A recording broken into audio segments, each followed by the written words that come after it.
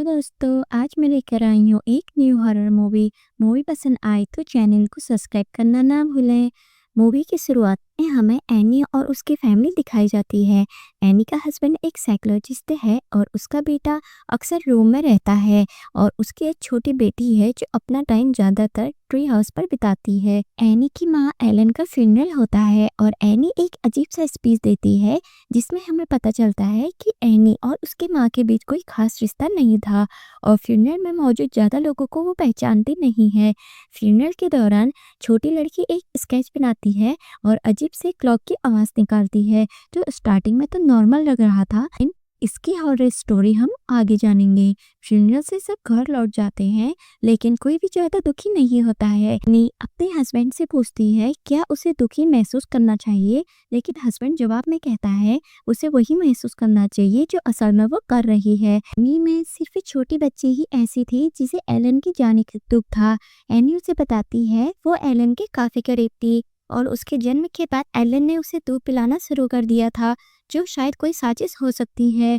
उसी दिन एनी को अपनी मॉम एलन दिखाई देती है जिससे एनी काफी परेशान हो जाती है। अगले दिन छोटी लड़की स्कूल में होती है तभी एक कौवा उसके क्लास के मिरर से टकराता है और छोटी लड़की कुछ अलग बिहेव करने लगती है और उसके पास जाती है और उसका गला कैंची से काट देती है। तभी छोटी लड़की को एक लेडी दिखाई देती है जो उस पर नजर रख रही थी।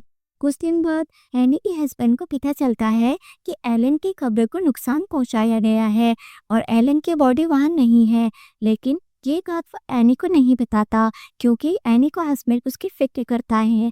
लेकिन एनी अपने हस्बैंड से झूठ बोलकर एक ग्रीफ सपोर्ट ग्रुप ज्वाइन कर लेती है।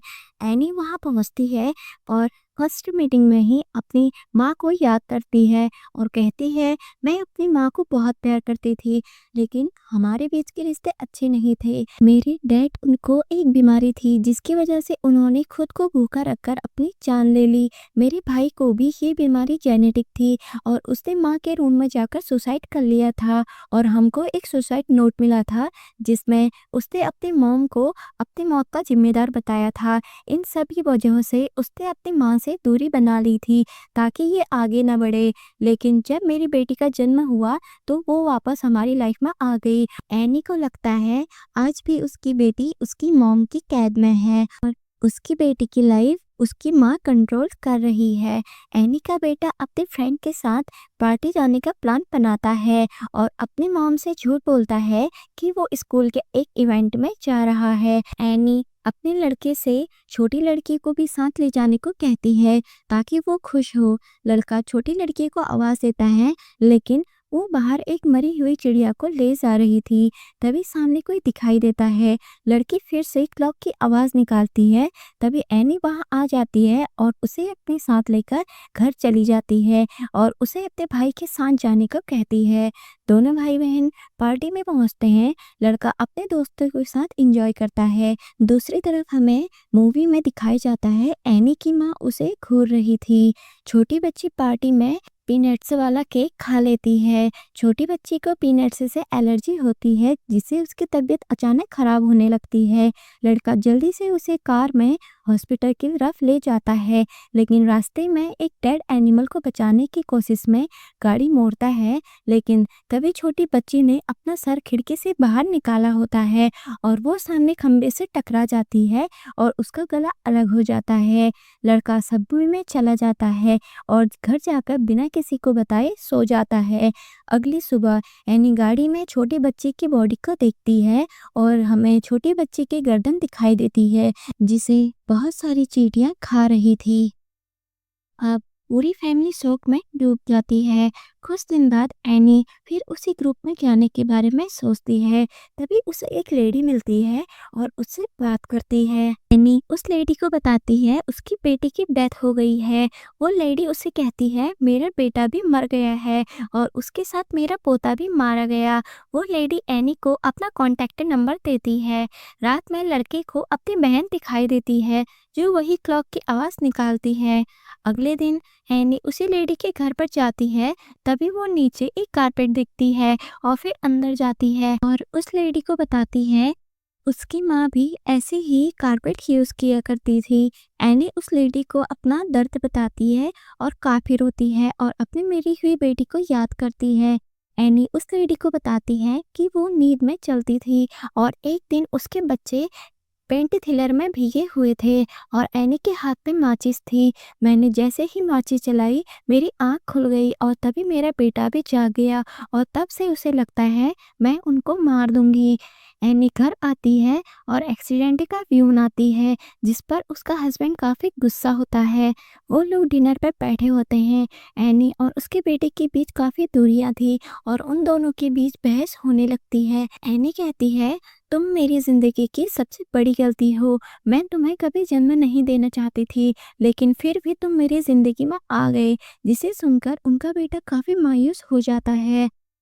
एनी को अगले दिन फिर वही लेडी मिलती है जो कहती है मैंने अपने पोते से बात की और भरोसा दिलाने के लिए उसे अपने घर पर बुलाती है। एनी उस लेडी के साथ उसके घर पर जाती है। वो लेडी एनी को सियान से यानी स्पिरिट कम्युनिकेशन दिखाती है और अपने पोते को बुलाती है।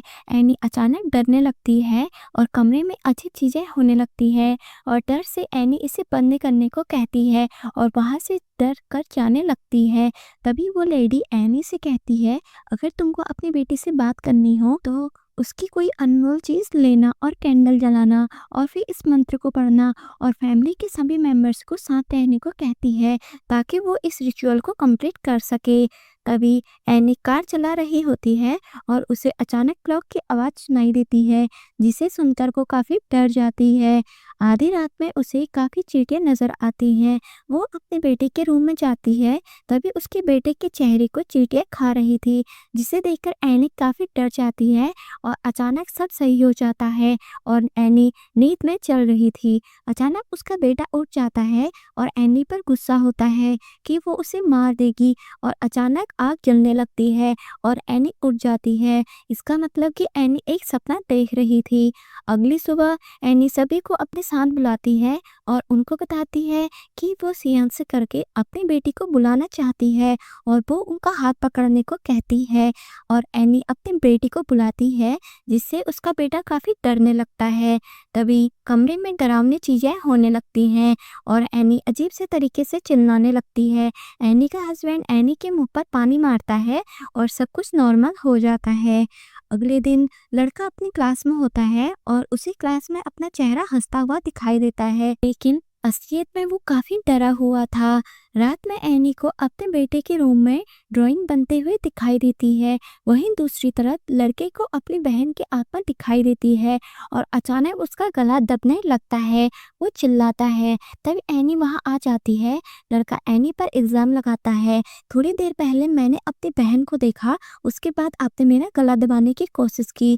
एनी उसे भरोसा दिलाती है जो कुछ भी हो रहा है मैं उसे रोक दूंगी। इसके बाद वो अपनी लड़की की आर्ट बुक जलाने लगती है, लेकिन आर्ट बुक जलते ही एनी भी चलने लगती है और वो उसे रोक देती है। एनी उस लेडी के घर पर जाती है और घर पर उसके बेटे की फोटो होती है। ऐसा लग रहा था उसके बेटे पर काला जादू किया जा रहा है। तभी हमें लड़का दिखाया जाता है और उसे वो लेडी दिखाई देती है। वो पीटर को वहां से जाने को कहती है। दूसरी तरफ एनी घर आती है और अपनी मॉम का सामान चेक करती है जिसमें उसे पता चलता है एक राक्षस पैमन के बारे में और उसे पता चलता है पैमन ने उसकी बेटी को वश में किया था और वो क्लॉक की आवाज़ उसी पैमन की थी। हैनी को एक फ़ोटो मिलती है जिसमें वो अपनी मॉम को देखती है जो पैमन को इस दुनिया में लाना चाहती थी और उस लेडी की फ़ोटो भी मिलती है और एनी को पता चलता है उसकी माँ ने एक ग्रुप बनाया था, इसकी वो हेड थी और लेडी उस ग्रुप की मेंबर थी और पैमन के लिए वो एक बॉडी को ढूंढ रहे थे। एनी को एक सीक्रेट रूम में अपनी मॉम की लाश मिलती है और रूम में बहुत सारी चीजें दिखाई देती हैं। दूसरी तरफ पीटर को फिर से क्लॉक की आवाज सुनाई देती है। अचानक उसका हाथ मुड़ जाता है और उसका फेस टेबल में पटक दिया जाता है जिसे देखकर सब हैरान हो जाते हैं। एनी अपने हस्बैंड को बताती है उसकी मॉम के रूम में एलन की बॉडी मिली और उसका सर गायब था और वो उस एल्बम को दिखाती है, लेकिन एनी का हस्बैंड एनी पर ही शक करने लगता है। एनी उसे भरोसा दिलाती है कि मैंने कुछ नहीं किया और मेरे बेटे की जान खतरे में है और वो लेडी जिसके साथ पर बात किया करती थी वो भी मेरी मॉम से जुड़ी हुई थी और उस किताब को जलाने को कहती है और बताती है जब मैंने इसे जलाने की कोशिश की तो मेरे हाथ पर आग लग गई और मैं इस किताब से अनजाने में जुड़ चुकी हूँ। एनी का हस्बैंड उस किताब को जलाता है लेकिन एनी के बदले उसका हस्बैंड जल जाता है जो शायद पैमन ने ही किया है। लड़का होश में आता है और ट्री हाउस में लाइट देखता है। वो नीचे जाता है और अपने डैड को जला हुआ देखता है और काफी डर जाता है। तभी लड़के को पंथ के ग्रुप के लोग दिखाई देते हैं। तभी अचानक एनी अपने बेटे के पीछे भागती है। लड़का जल्दी से एलन के कमरे में छुप जाता है। एनी दरवाजे पर अपना सर पटकती है।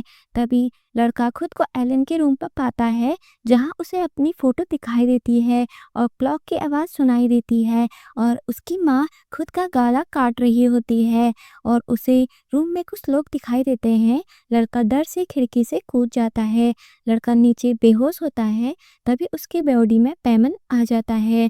वो ट्री हाउस की तरफ देखता है जहाँ उसकी मॉम उड़ते हुए उस ट्री हाउस में जा रही थी। लड़का अपनी मॉम का पीछा करता है और वहां चला जाता है जहाँ उसकी बहन का सर एक मैनिकन में रखा हुआ था। पंथ के मेंबर्स और एलन और एनी की कटी हुई लाशें लड़के की तरफ झुकती हैं और उसे ताज पहनाया जाता है और अब लड़का पैमन बन चुका है यानी पाताल के 8 राजाओं में से एक है। एलन पैमन को उस लड़के के शरीर में आने का निमंत्रण देती है और मूवी इसी सस्पेंस के साथ खत्म हो जाती है। बाय बाय फ्रेंड्स, मिलते हैं न्यू हॉरर मूवी के साथ। अगर आपको मूवी पसंद आए तो चैनल को सब्सक्राइब करना ना भूलें। Bye bye.